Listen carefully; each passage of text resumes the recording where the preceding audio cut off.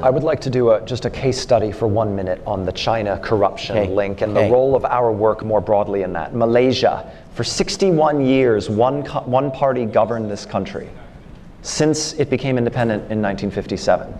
They constructed a totally gerrymandered, corrupt political system in which the ruling party accrued every advantage and doubled down on holding the tools of power, fusion of state and kind of leading economic sectors, etc.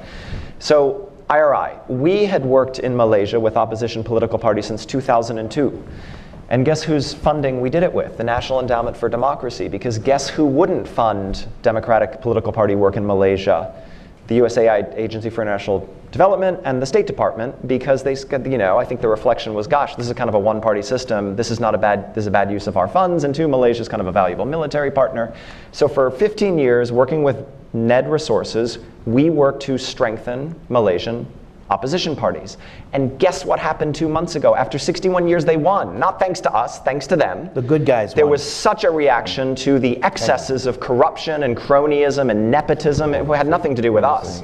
But it was the excesses of the one-party state, the kind of logical culmination of the abuses of power in this quite rich Southeast Asian country. And so I visited, and I was sitting there with many of the leaders, the new leaders of this government, many of whom were just our partners we had been working with for 15 years. And one of the most senior of them, who's now one of the people running the government, said to me, gosh, IRI, you never gave up on us even when we were ready to give up on ourselves, right? And we're sitting in the Prime Minister's office. Here we are. That's a tribute to them, not a tribute to us, but it's an example of playing the long game. And the reason I wanted to bring this up is the link, because guess what the first step, really one of the first steps the new government took? It froze Chinese infrastructure investments because it had opened the books and discovered that there was a lot of funny money swishing around what had been this very corrupt, closed, unaccountable system.